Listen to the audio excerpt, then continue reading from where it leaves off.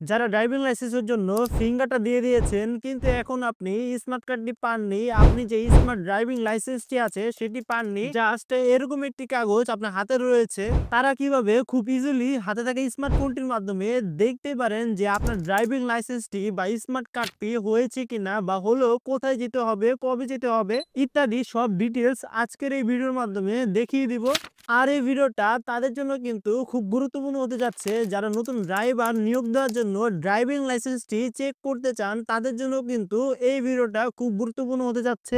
তাই আশা করি ভিডিওটা শুরু থেকে শেষ পর্যন্ত সম্পূর্ণ মনোযোগ সহকারে দেখবেন। আসসালামু আলাইকুম, আমি আছি Yasin Ahmed and you watching now tech by 390। মূল ভিডিওতে যাওয়ার আগে আপনি যদি এখন আমাদের ছোট্ট পরিবারের সদস্য না হয়ে থাকেন, ভাই প্লিজ সাবস্ক্রাইব দিস চ্যানেল আর লাইক দিস ভিডিও, আর কমেন্টের মাধ্যমে জানিয়ে দিবেন ভিডিওটি কেমন লেগেছে। So let's begin. তাহলে সরাসরি আমাদের ফোনের স্ক্রিনে গিয়ে প্রসেসটা দেখি।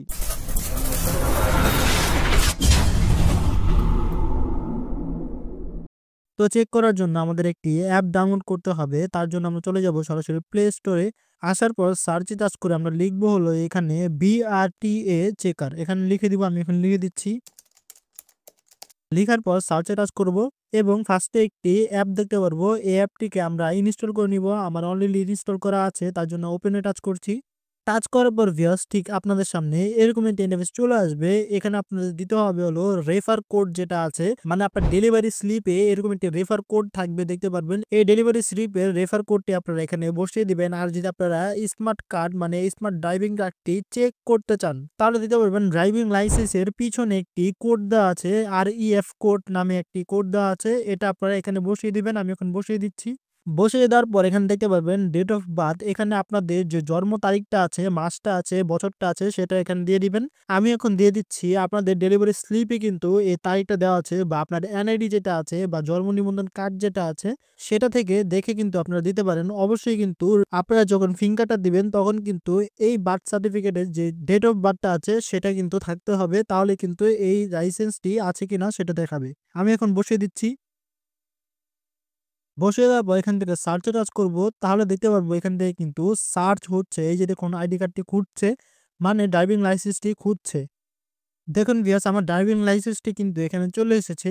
আমি চেক করেছি হলো আমার ড্রাইভিং লাইসেন্সটি ঠিক আছে কিনা বা অরিজিনাল আছে কিনা সেটা চেক করেছি। আপনারা কিন্তু এই ডেলিভারি স্লিপ দিয়ে ড্রাইভিং লাইসেন্সটি হয়েছে কিনা সেটা দেখতে পারেন। যদি আপনাদের ড্রাইভিং লাইসেন্স হয়ে থাকে তাহলে কিন্তু আপনাদের সামনে এরকম একটা ইন্টারফেস চলে আসবে। এখানে কিন্তু বলে দিবে আপনারা কোথায় যাবেন, কোথা থেকে এই ড্রাইভিং লাইসেন্সটি রিসিভ করবেন, সেটা কিন্তু এখানে বলে দিবে।